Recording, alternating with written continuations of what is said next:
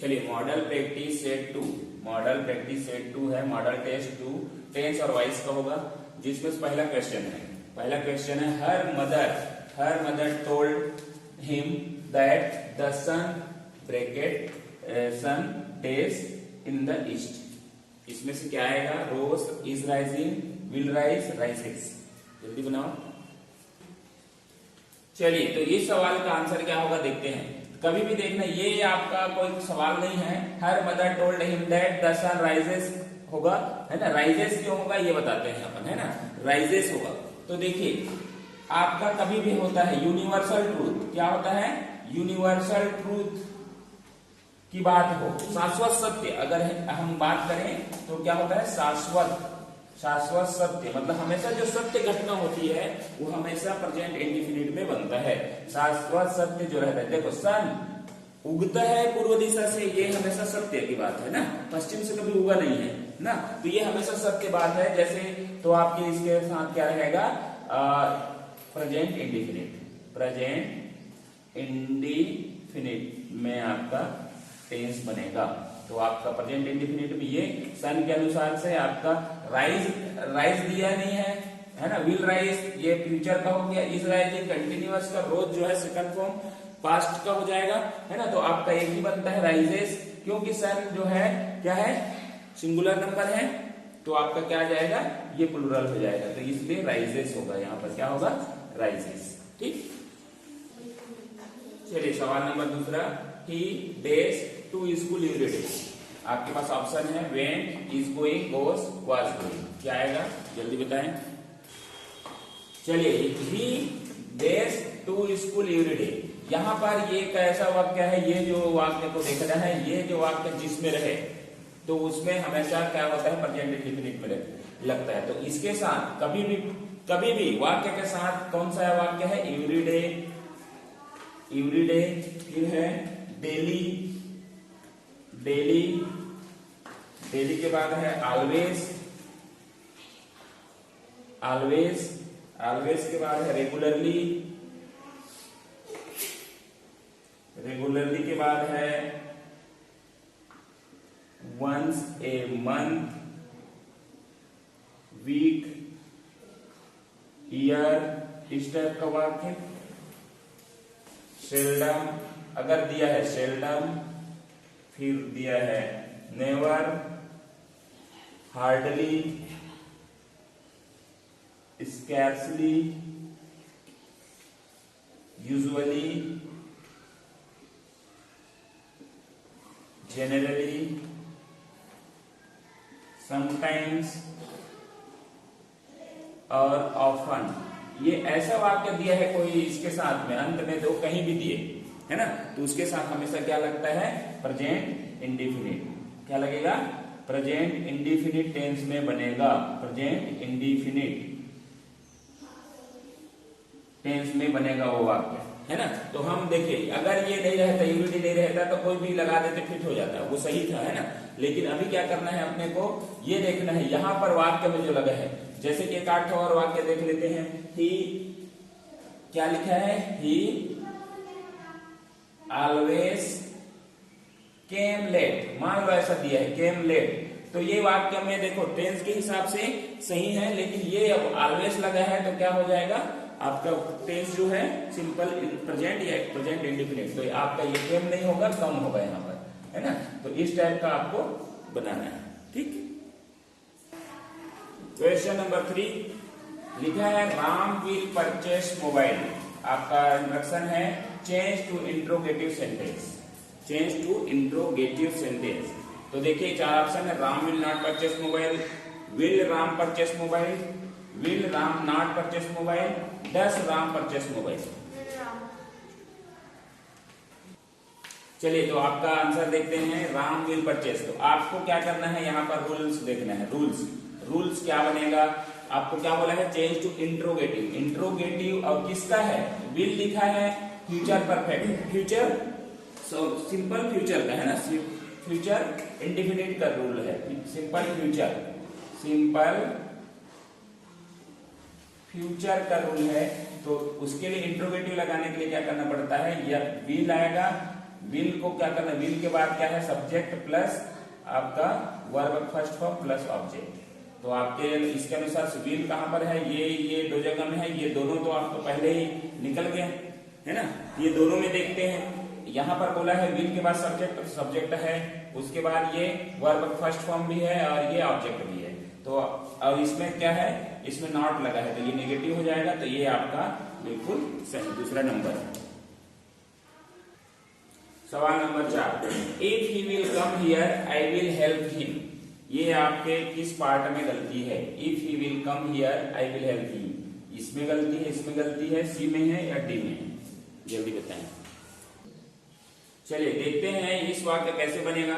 ये इसके लिए रूल है ना, रूल काम करेगा, ये टेंस का ही है लेकिन रूल काम करेगा। आप देखिए, जब आपको देखना है, देखो इससे क्या पता चला है, दो घटना एक साथ जुड़ा हुआ है। If he will come here, यदि वह आएगा यहाँ, आई विल हेल्प हिम, तो मैं उसकी मदद करूंगा, है ना, मैं उसकी मदद करूंगा। यदि भविष्य की दो घटना, क्या है, भविष्य है ना, दोनों भविष्य की दो घटना की बात हो, घटना की बात हो, और जिस घटना के साथ यदि इफ जुड़ा है, इफ बिफोर, जिस घटना के साथ ना, बिफोर, व्हेन, आफ्टर, until,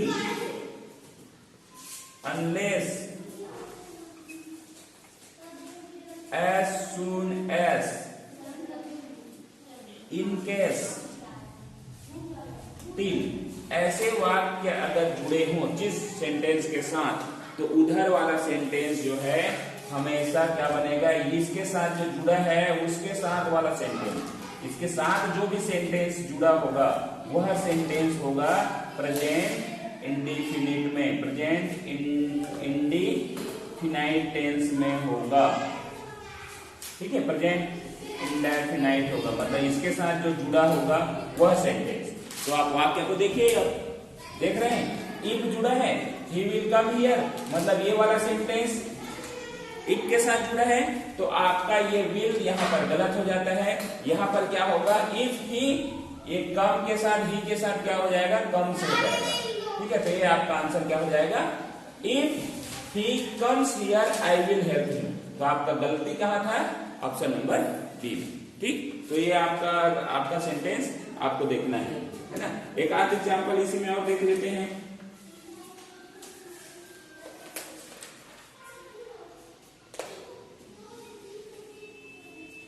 आपको यहां पर बता देता हूं, एक तो और वाक्य लिख के, as soon as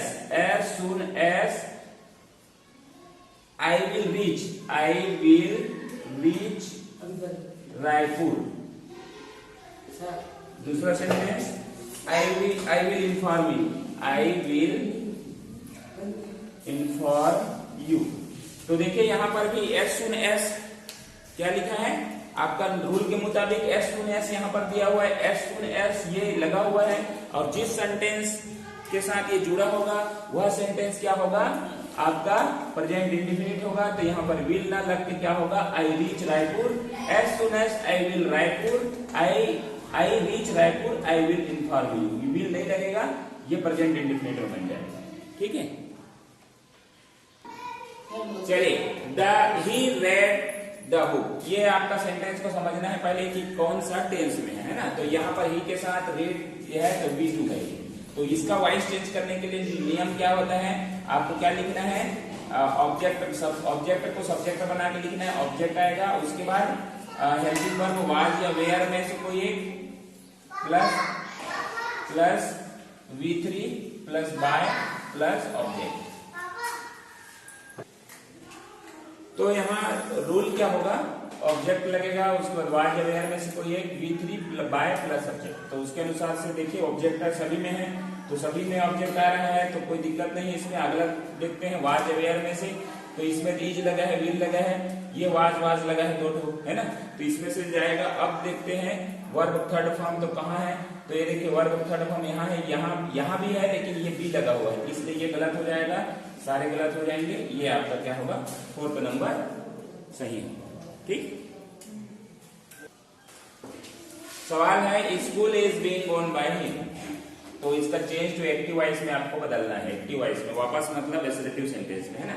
तो सब इसका नियम क्या होता है कि पहले ये देखिए कि ये इज बीइंग लगा है, मतलब ये कौन सा है, प्रेजेंट कंटिन्यूअस टेंस का है।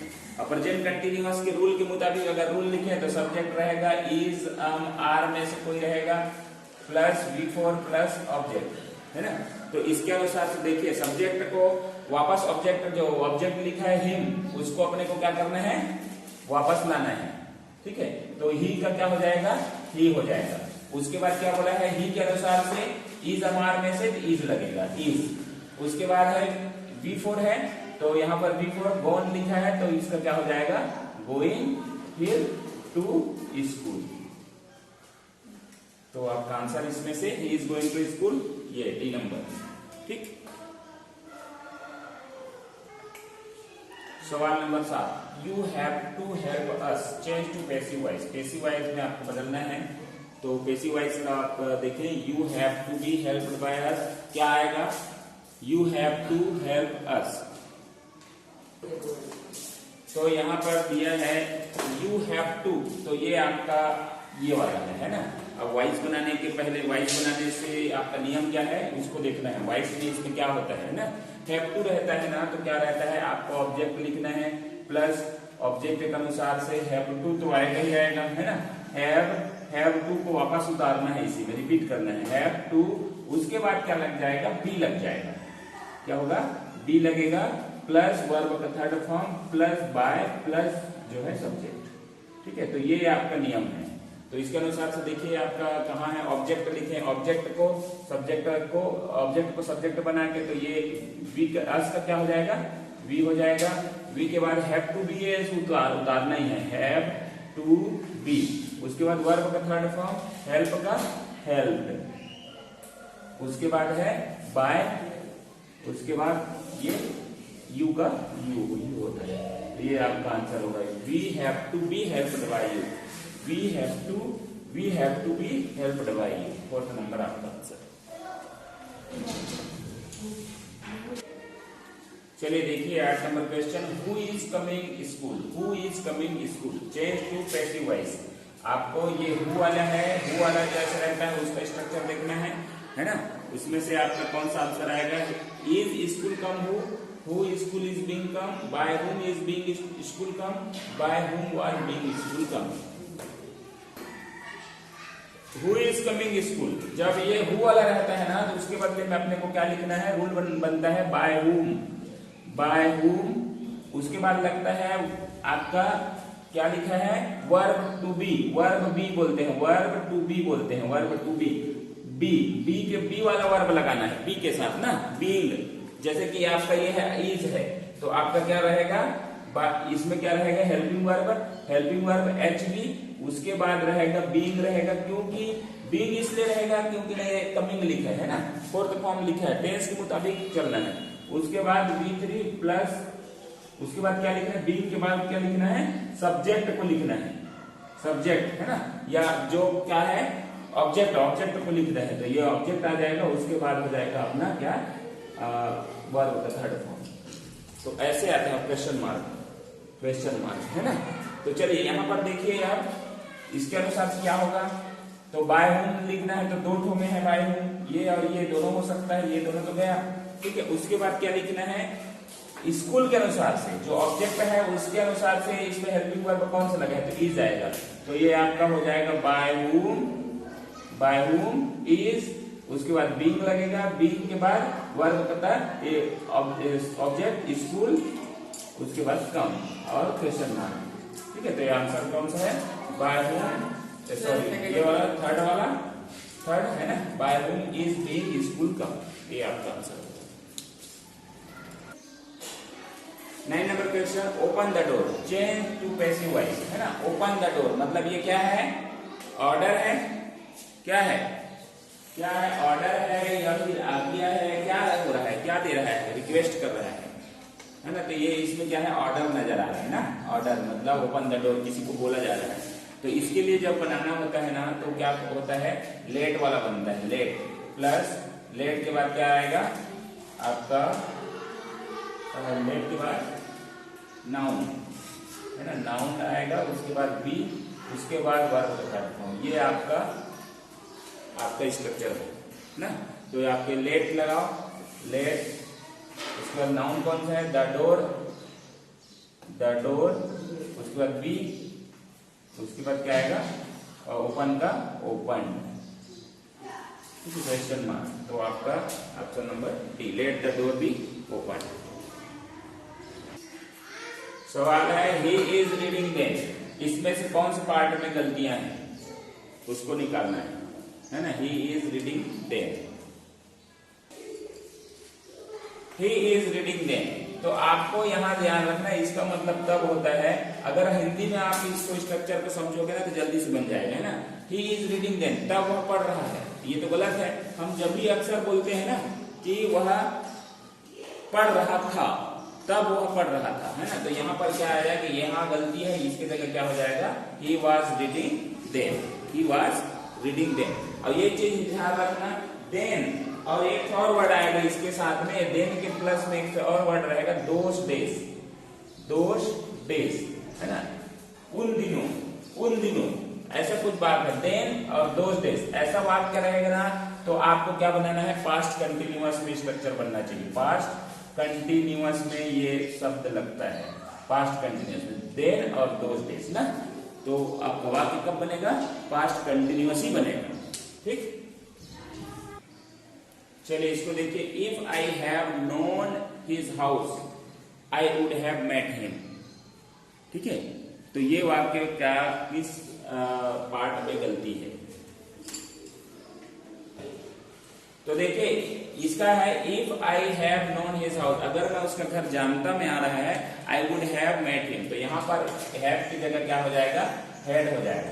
तो ये इसको बोलते हैं दो घटनाओं का अनरियल पास्ट कंडीशन। क्या बोलते हैं, अनरियल पास्ट कंडीशन का फार्मूला है, कंडीशन, है ना, अनरियल पास्ट कंडीशन। इसका स्ट्रक्चर होता है ना, if plus subject plus head plus verb third form plus object. एक वाक्य सेंटेंस खत्म, उसके बाद फिर होगा सब्जेक्ट प्लस वुड हैव, यहां पर आता है अनिवार्य। इस पार्ट में भी गलती हो सकता था, है ना, would have plus V3 plus object, ये स्ट्रक्चर बनना चाहिए अनरियल पास्ट कंडीशन, है ना। अगर मैं किसी को जानता, तो अगर मैं अच्छा से मेहनत करता तो मैं एग्जाम पास हो जाता, है ना। तो जैसे का क्या है उसको देख लेते हैं, इफ यू हार्ड वर्क, है ना, क्या है, if you work hard, if you work hard, if you had work hard, है ना, if you had work hard, तो क्या होता, you would have passed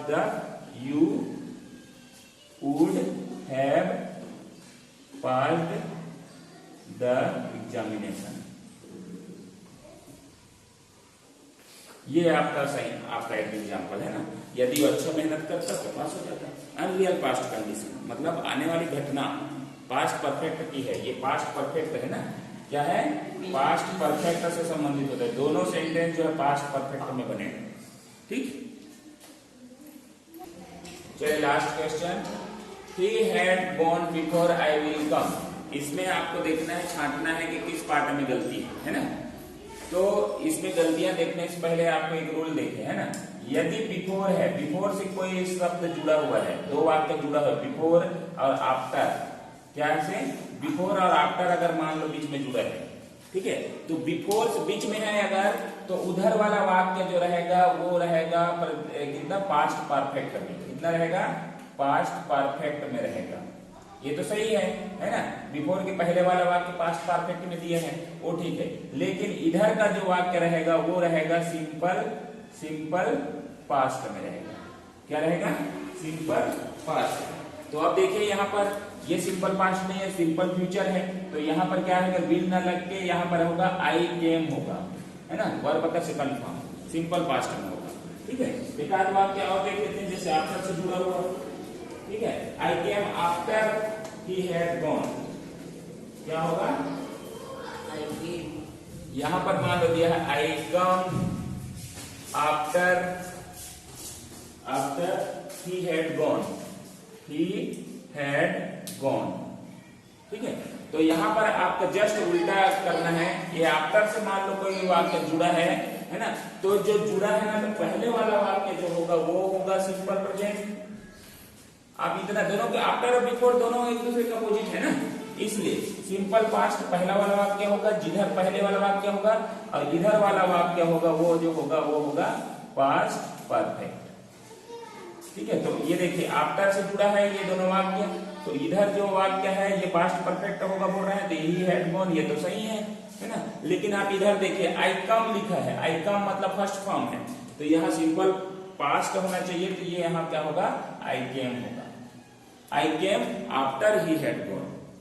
ठीक है, तो ये दोनों वाक्य एक दूसरे का अपोजिट और दोनों का आपका ये स्ट्रक्चर, इसको याद रखना है। बिफोर से अगर पहले जुड़ा है पहले वाला वाक्य, बिफोर से जुड़ा है तो पहले वाला वाक्य जो होगा वो क्या होगा पास्ट, बिफोर के पहले वाला वाक्य पास्ट परफेक्ट और बाद वाला वाक्य सिंपल पास्ट। लेकिन अगर आफ्टर से जुड़ा है तो आफ्टर से पहले वाला वाक्य जो है वो सिंपल पास्ट होगा और आफ्टर के बाद वाला पास्ट परफेक्ट। ठीक है, एग्जाम्पल आपके साथ। तो ठीक है, इस तरह से ये आपका टेंस का प्रैक्टिस सेट कंप्लीट।